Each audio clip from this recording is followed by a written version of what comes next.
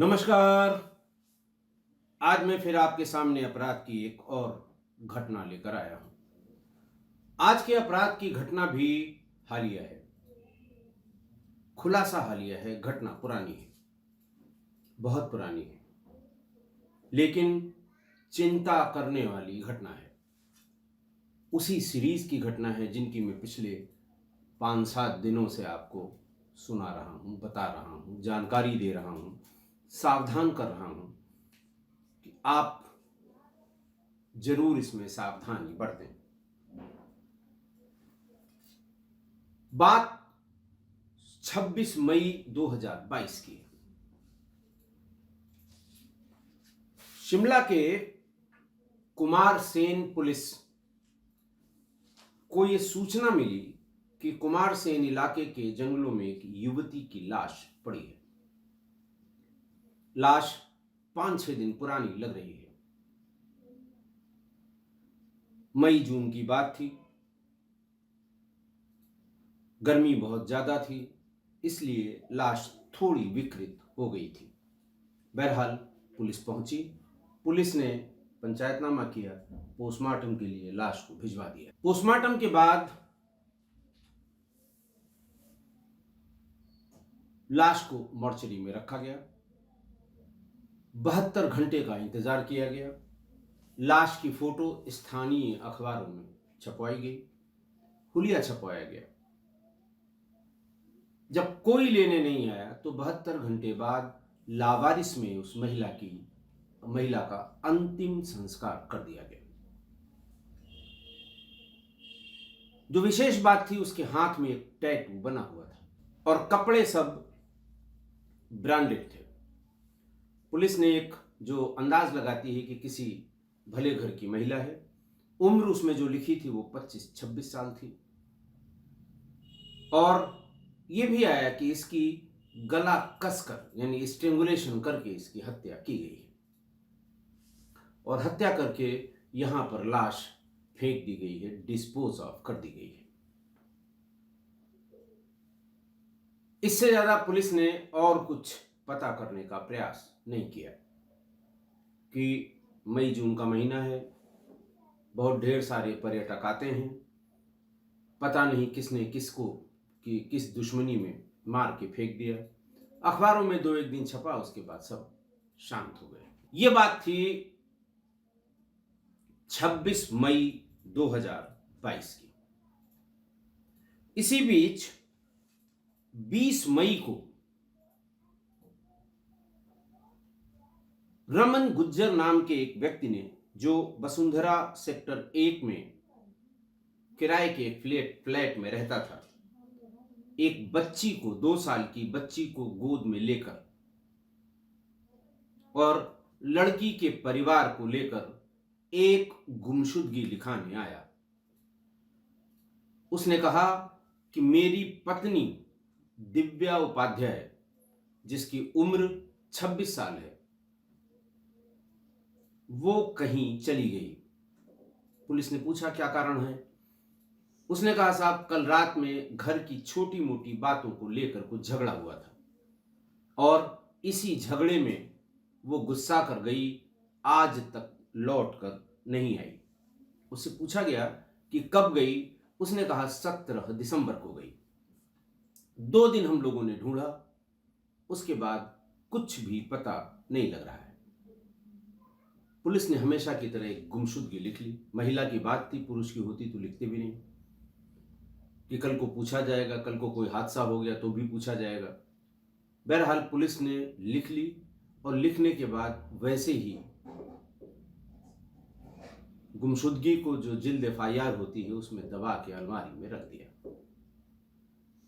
Computer में जो गुमशुदगी लिखी गई होगी, CCTNS में आजकल कंप्यूटर पर सब लिखा जाता है, उसके बाद किसी ने उसको दोबारा पढ़ने की कोशिश नहीं की।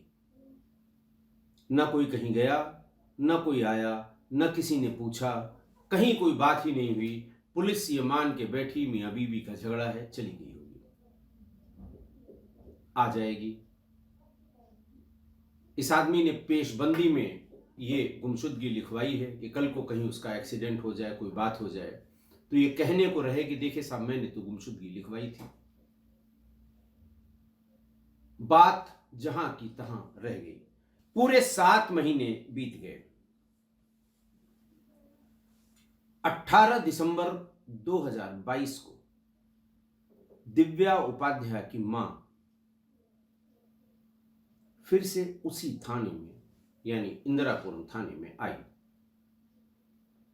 और उसने कहा कि साहब, मेरी बेटी की मुझसे अंतिम बात 17 मई 2022 को हुई थी। उसके बाद से उसका कोई फोन नहीं आया। फोन उसका स्विच ऑफ आ रहा है। मैंने बार बार कोशिश की मिलाने की, बात करने की। और उसके पति रमन गुज्जर से जब पूछा जाता है या पूछा गया तो उसने कहा गुस्से में कहीं चली गई है, हम भी ढूंढ रहे हैं, आप भी ढूंढिए। 1-2 बार रमन दिव्या की मां के अनुरोध पर थाने पर भी गया कि कोई कार्रवाई नहीं हुई, साहब ढूंढिए किसी तरह से, लेकिन फिर भी उसका पता नहीं लगा।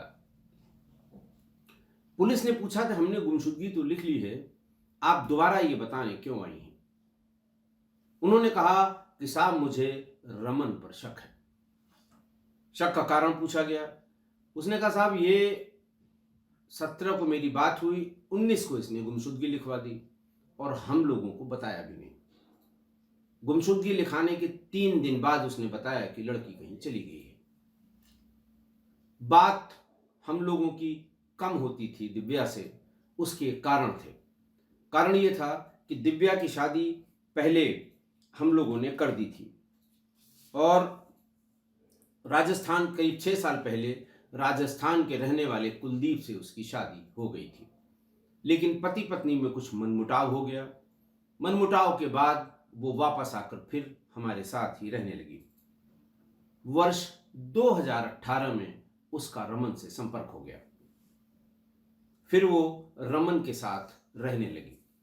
रमन ने उसके लिए वसुंधरा सेक्टर 1 में एक फ्लैट किराए पर ले लिया था।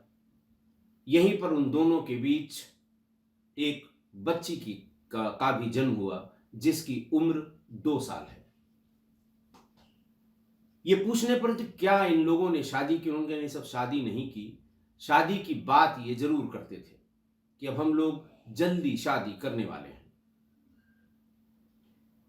बार बार बात होती थी तो यही होता था कि लड़का यानी रमन ये कहता था कि मेरे घर वाले राजी नहीं होंगे। गुज्जरों में किसी दूसरे जात की लड़की के साथ अरेंज मैरिज संभव नहीं है, इसलिए हमने सब इंतजाम कर दिया, अब हम लोग जल्दी शादी कर लेंगे। लेकिन पिछले, यानी जब लास्ट बात 17 मई को हुई थी, उससे 8-10 दिन पहले से मेरी बेटी ने यह बताया था कि आजकल झगड़ा बहुत हो रहा है। यह पूछने पर कि यह झगड़ा क्यों हो रहा है वो नहीं बता पाई। इसलिए मुझे शक है कि रमन की ही जानकारी में है कि हमारी बेटी कहां है या उसके साथ क्या हुआ है। अब तो लगभग 7 महीने हो गए हैं। पुलिस को दाल में कुछ काला नजर आया। बात सही है, 7 महीने से मोबाइल ऑफ, 7 महीने से। उसने ये भी बताया कि साहब, चूंकि वो शादी हम लोग कर चुके थे, फिर वो इसके साथ रहने लगी, हम लोग बहुत खुश नहीं थे, तो हम लोगों में बातचीत बहुत कम होती थी, लेकिन होती जरूर थी। कुछ भी हो, हमारी बेटी थी।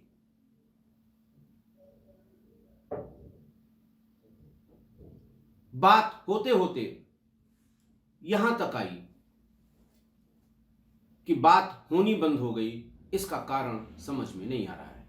रमन फिर वही किस्सा कहानी बताने लगा कि साहब ऐसे झगड़ा हुआ, वैसे झगड़ा हुआ, चली गई, मुझे पता नहीं। फिर रमन के मोबाइल की कॉल डिटेल निकाली गई। रमन की लोकेशन 18 मई को शिमला आई। पुलिस को समझने में देर नहीं लगी। पुलिस ने खातिरदारी शुरू की। आप समझ सकते हैं, अगर कोई चीज मिल जाती है तो खातिरदारी में भी देर नहीं लगाती पुलिस। थोड़ी देर बाद रमन तोते की तरह बोलने लगा। रमन ने बताया कि वर्ष 2018 में दिल्ली बॉर्डर पर एक शादी में मैंने दिव्या उपाध्याय को देखा, लेकिन मुलाकात भी नहीं हुई, बात भी नहीं हुई। मैं उसकी फोटो से उसको फेसबुक पर तलाशता रहा। 3-4 दिन बाद मुझे उसका फेसबुक अकाउंट मिल गया। फ्रेंड रिक्वेस्ट भेजी, दोनों लोग फ्रेंड हो गए, बातचीत शुरू हुई। शुरू होते होते, चूंकि बहुत दूर की बात नहीं थी, गाजियाबाद और गाजियाबाद जिले में ही दोनों जगह थी, वो लोनी बॉर्डर पे था, दोनों में दोस्ती हो गई। पहली बार 1 नवंबर 2019 को ये लोग लोनी में मिले, मतलब दिव्या और रमन लोनी में मिले, और उसके बाद एक दूसरे के बहुत करीब आ गए।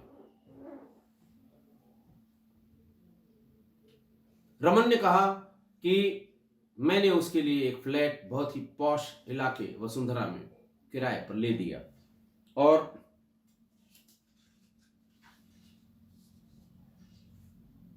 वहीं पर वो रहने लगी। फिर हम लोगों के 2 साल की एक बेटी हुई। रमन के बारे में अपने बारे में उसने ये बताया कि वो मूल रूप से रमन गुज्जर लोनी के बादशाहपुर सिरौली गांव का रहने वाला है। गाजियाबाद के टीला मोड़ इलाके में उसका बड़ा मोटर गैराज है। पैसे आराम से मिल जाते हैं जो दिव्या पर खर्च कर लेता है।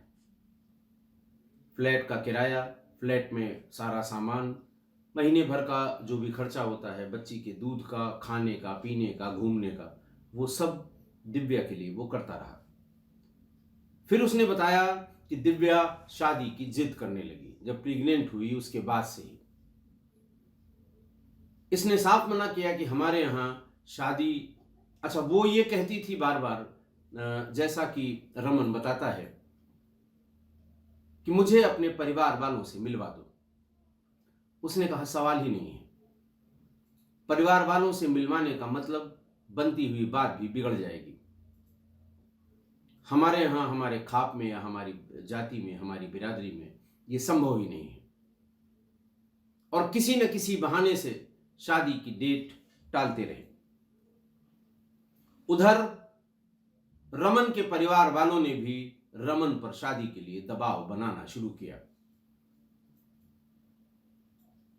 और फाइनली 3 मई 2022 को रमन की प्रीति नामक एक युवती से शादी हो गई।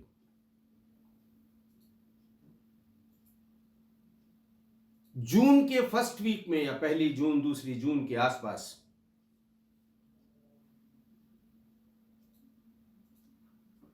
सॉरी 3 मई को जब शादी हो गई तो पहले वीक में ही जून के ये बात दिव्या को पता लग गई। बार बार पूछने के बाद उसने बताया कि हाँ, घर वालों की जिद के सामने मुझे झुकना पड़ा। घर वालों ने मेरी शादी की है, लेकिन मेरा मन नहीं था शादी करने का। प्रीति से संबंध मेरे बहुत अच्छे नहीं हैं। लेकिन दिव्या बराबर उसका पीछा करने लगी या बराबर इस बात को जानने की कोशिश करने लगी कि इसने शादी अपनी मर्जी से की है कि जैसा ये बताता है घर वालों के दबाव में की है।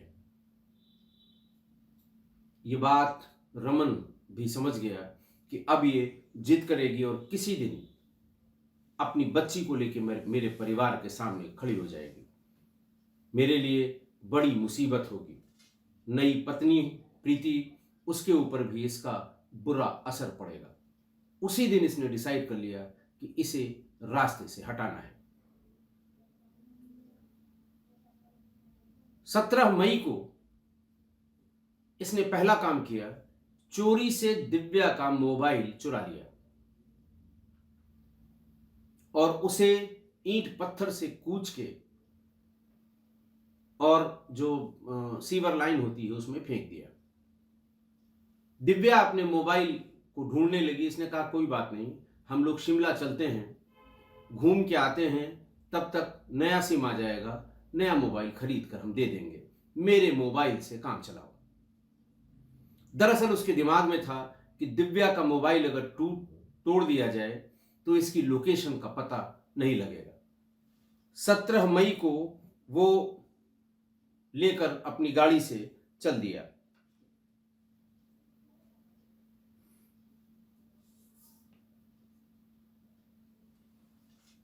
बोलेनो गाड़ी से बच्ची को और दिव्या को लेकर 17 मई को वो शिमला चल दिया। 18 मई को वो पहुंच गया अपनी बलेनो गाड़ी से। 19 को वो दिव्या को घुमाने ले गया और रास्ते में ही उसी की चुन्नी से गला कसकर उसकी हत्या कर दी। हत्या करने के बाद उसने कुमारसेन इलाके में एक जंगल में लाश को फेंक दिया, जहां 7 दिन बाद पुलिस ने उस लाश को बरामद किया। दिव्या की लाश को डिस्पोज ऑफ करने के बाद वो सीधे गाजियाबाद आया, इंदिरापुरम पहुंचा और वहां पर दिव्या की गुमशुदगी लिखवा दी कि साहब दिव्या मेरी पत्नी थी, इस तरह से गायब हो गई।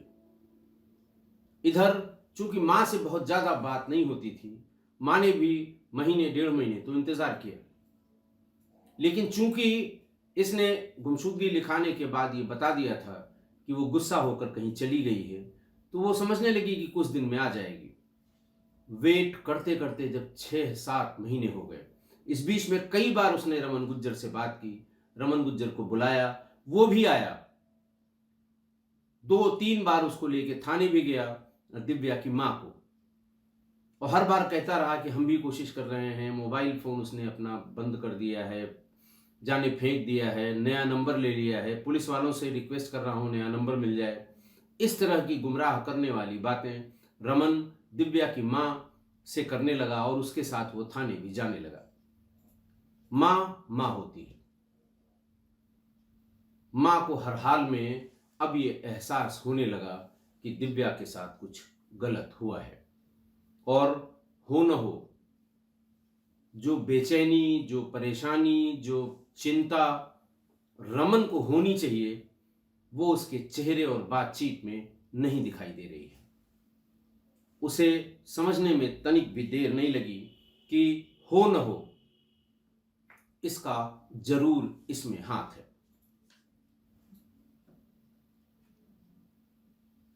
उसने 18 दिसंबर को हिम्मत करके वो फिर थाने पहुंची। मैंने बता दिया, थाने पे उसने आर्गुमेंट किया। पुलिस वालों ने टाला कि पहले से गुमशुदगी लिखी हुई है। उसने पूरी बात बताई, क्यों उसे रमन पर शक हुआ, और फिर रमन को पुलिस ले आई, और तब जाके ये पूरी बात खुली।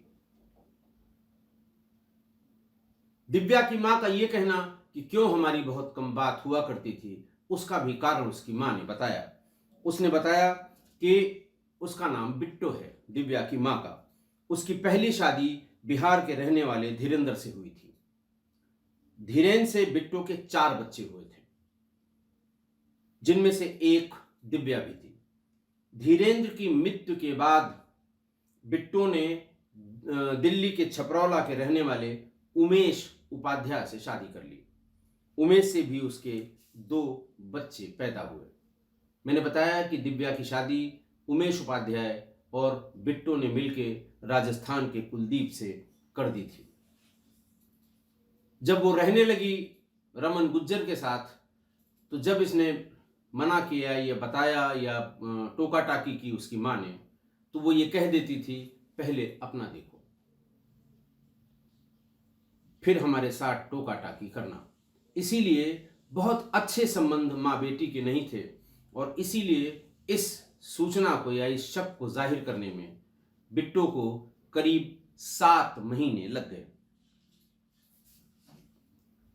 ऐसी प्लानिंग रमन ने की, इतना इनोसेंट, थाने वाले भी सब चकरा गए कि साहब यही आया था, वो तो इतना इनोसेंट, मुंह बना के बिल्कुल रुआसा हो कि सब पत्नी चली गई है, मेरी गलती है साहब, मैंने उससे झगड़ा कर लिया था, किसी तरह पता लगाइए। कि पुलिस को जरा सा भी शक नहीं हुआ कि इसका भी इन्वॉल्वमेंट हो सकता है। किसी को भनक नहीं लगी। लेकिन जैसा मैंने कहा, माँ माँ होती है। माँ के मन में ये बात आ ही गई कि हो न हो रमन के पेट में ही ये सब छिपा हुआ है। 23 दिसंबर को पुलिस ने इसका खुलासा किया, यानी परसों की बात है, और कल उसे जेल भेजा गया। आज की घटना देखिए, आज फिर लिव इन रिलेशनशिप का कहर एक महिला पर टूट पड़ा। ये कैसा लिव इन था मेरी समझ में, मैं कल भी बता चुका हूं आपको। ये लिविंग रिलेशनशिप वालों ने तो बिल्कुल हद कर दी है। अपराध दर अपराध, कोई 2 साल से रह रहा है, कोई 3 साल से रह रहा है, कोई 4 साल से रह रहा है, कोई टुकड़े टुकड़े काट के फेंक दे रहा है, कोई चुन्नी से गला काट दे रहा है। मतलब हद ही हो गई है इस लिव इन रिलेशन के अपराध की। मतलब, और ये कैसा लिव इन रिलेशन है कि आप 3 साल से इस रिलेशन में हैं, एक बच्ची भी पैदा हो गई, उसकी भी उम्र 2 साल हो गई, लेकिन शादी नहीं हुई। कैसा लिव इन रिलेशन है भाई ये?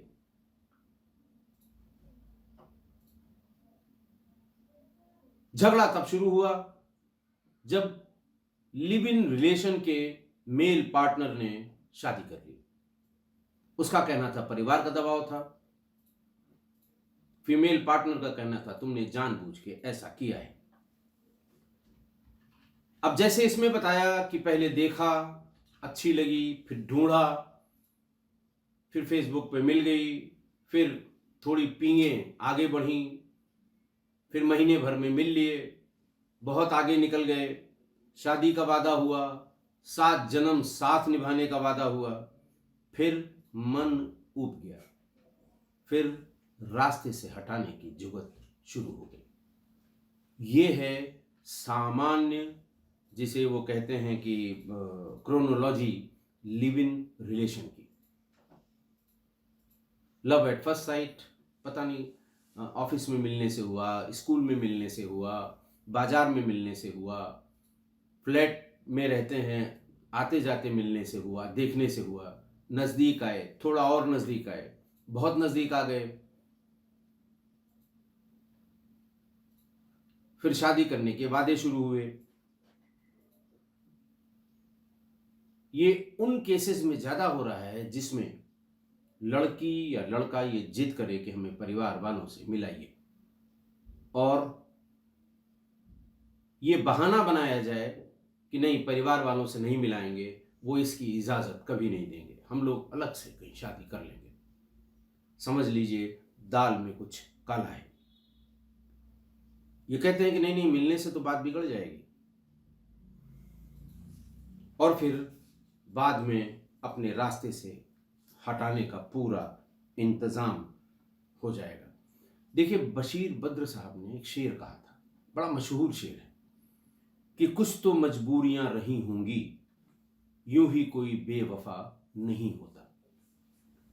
ऐसा नहीं है कि ये बेवफाई सिर्फ लड़की के लिए थी, ये दोनों पे सटीक बैठता है, चाहे मजबूरियां इसकी हों चाहे मजबूरियां उसकी हों। आप समझने की कोशिश करिए। यहां पर रमन ने अपनी मजबूरी बताई कि साहब हमारे यहां हो नहीं पाएगा, हम शादी ऐसे नहीं कर पाएंगे। उसकी अपनी मजबूरी थी कि साहब बच्चा हो गया, अब शादी करिए। उसकी मजबूरी थी कि अब तो तुमने शादी कर ली, अब क्यों शादी करोगे। आप इस शेर को दोनों परिप्रेक्ष्य में, क्योंकि हमारी एक बहुत ही सुधी श्रोता हैं, आप उनकी टिप्पणियां पढ़िएगा, नाम लेना उचित नहीं है, बहुत पुरानी है, बहुत ही सुधी श्रोता है, किस्सा कोई परिवार के सदस्य हैं। वो कहती हैं कि आपको तो मौका मिलना चाहिए,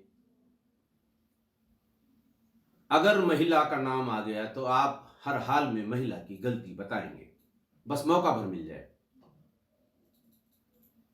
बहन जी, मैं आपसे अनुरोध करता हूं, मैं ऐसा कभी नहीं करता, जिसकी गलती है उसी की बात मैं बताता हूँ। और दूसरा ये है, अपराध और आपराधिक मानसिकता, इसकी न कोई जाति होती है, न धर्म होता है, न मेल या फीमेल होता है, न उम्र होती है। बूढ़ा, जवान, बच्चा, आपराधिक मानसिकता या अपराधी सिर्फ अपराधी होता है। आपको मैंने कल ही बताया था कि 14-15 साल के बच्चों ने एक आदमी का, 20 साल के आदमी का मर्डर कर दिया। कोई रिश्ता इसमें नहीं होता कि साहब सौतेली माँ ही अपराध करेगी, सौतेले बच्चे ही अपराध करेंगे। बाप को बेटे मारे डाल रहे हैं, मां को बेटियां मारे डाल रही हैं। इसलिए कोई रिश्ता भी इस अपराधी मानसिकता या अपराधियों का नहीं होता, किसी तरह का। जाति धर्म होने का तो कोई सवाल ही नहीं है। सिर्फ इतनी बात मैं कहूंगा कि आखिर इतना लंबा समय क्यों लिया जाता है? 3 साल से लिव इन। अरे भाई, एक दूसरे को समझने के लिए आप ये समय लेते हैं।